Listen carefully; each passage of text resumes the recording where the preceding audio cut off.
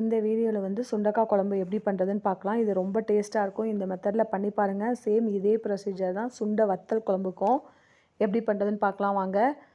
கொஞ்சமாக வெங்காயம், தக்காளி, கொஞ்சமாக பூண்டு, கருவேப்பிலை, 2 வரமிளகாய் எடுத்து வச்சுருக்கேன். புளி கரைச்சி வச்சுருக்கேன். தென் வந்து சுண்டைக்காயை வந்து புளி வந்து ஊற வச்சுருக்கேன் சுடு தண்ணியில். சுண்டைக்காயை வந்து நல்லா 1 2 குத்திட்டு ஒரு அலசிட்டு எண்ணெய் ஊற்றி வதக்கி வச்சுருக்கேன். இப்போ வந்து ஒரு பாத்திரத்தில் நல்லெண்ணெய் ஊற்றிக்கோங்க. நல்லெண்ணெய் ஊற்றிட்டு கொஞ்சமாக வெந்தயம், சீரகம், கடுகு, உளுந்தம் பருப்பு போட்டு நல்லா பொரிக்க விட்டுக்கலாம். சேம் ப்ரொசீஜர் தான் உங்களுக்கு சுண்டை வத்தல் குழம்பு எண்ணெய் ஊற்றி அந்த சுண்டை வத்தலை போட்டு வதக்கிட்டு ஆட் பண்ணணும். இது வந்து காயும் இதே மாதிரி தான். இதே மாதிரி பண்ணி பாருங்கள், ரொம்ப டேஸ்ட்டாக இருக்கும். எண்ணெய் ஊற்றி இது பண்ணிவிட்டு இப்போ வந்து இந்த ஸ்டேஜில் வந்து பூண்டு, கருவேப்பிலை, வரமிளகாய் ஆட் பண்ணிக்கலாம். பாருங்கள், ஆட் பண்ணி நல்லா செவந்து வரட்டும். ஆட் பண்ணி நல்லா வதக்கி விட்டுக்கலாம். இது வந்து நான் இப்போ வந்து ஒரு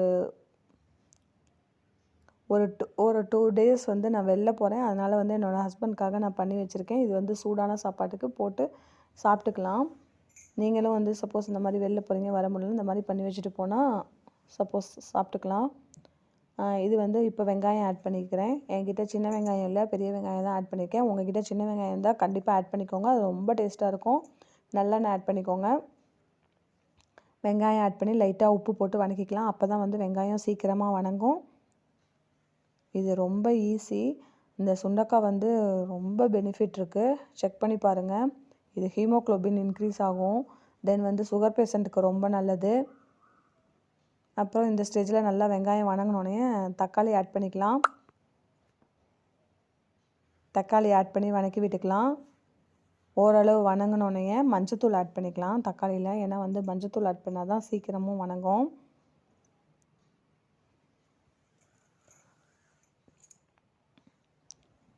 இப்போ பாருங்கள், நான் மஞ்சத்தூள் ஆட் பண்ண போகிறேன்.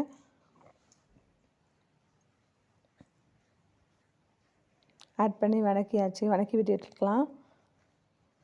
மஞ்சத்தூள் ஆட் பண்ணி நல்லா வதங்கினதும்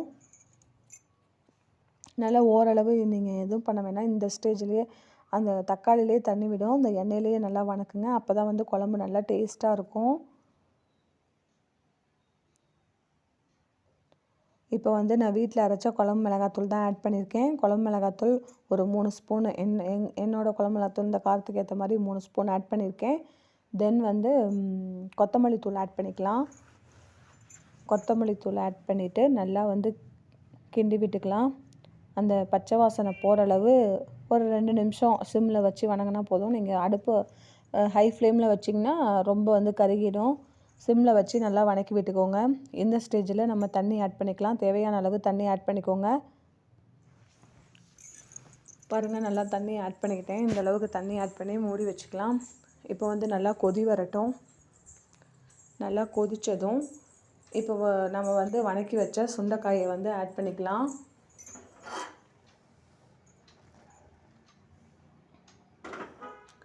சுண்டைக்காயை ஆட் பண்ணி அது வந்து நல்லா கொதிக்கட்டும். அந்த சுண்டைக்காயெல்லாம் கொதித்தா தான் வந்து ஒரு கொதி வந்தோடனே நீங்கள் சுண்டைக்காய் வதக்கி வச்சதை ஆட் பண்ணிக்கோங்க. ஏன்னா வந்து அப்போ தான் வந்து அந்த எசன்ஸ்லாம் இறங்கி நல்லா டேஸ்ட்டாக இருக்கும் நமக்கு. காயும் வந்து நல்லா கொதிக்கட்டும். சுண்டைக்காய் ஏன் தனியாக வதக்குறோன்னா, இப்போ வந்து பாருங்கள், நல்லா நான் புளி வந்து கரைச்சி வச்சுருக்கேன். புளி தண்ணியும் ஊற்றிட்டேன். அதை நாங்கள் அந்த கிளிப் எடுக்க முடியல. புளி தண்ணி ஊற்றி நல்லா கொதித்து வந்து இந்த எண்ணெய் பிரிஞ்சோடனே பெருங்காயத்தூள் ஆட் பண்ணிக்கலாம். சுண்டைக்காய் வந்து கொஞ்சம் வேகிறதுக்கு லேட் ஆகும். அதனால் தனியாக வதக்குனா கொஞ்சம் ஈஸியாக இருக்கும். பாருங்கள், புளி தண்ணி ஊற்றி புளி வாசம் போனோடனே நம்ம பெருங்காயத்தூள் ஆட் பண்ணிவிட்டு அந்த தண்ணிலாம் நல்லா எண்ணெய் பிரிஞ்சு வந்து சுண்டுனோடனே பெருங்காயத்தூள் ஆட் பண்ணிவிட்டு இப்போ வந்து நான் வந்து நாட்டு சர்க்கரை ஆட் பண்ணுறேன். உங்கள்கிட்ட வெல்லம் இருந்தால் வெல்லம் ஒரு பீஸ் ஆட் பண்ணிக்கோங்க. நான் வந்து நாட்டு சர்க்கரை ஆட் பண்ணுறேன்.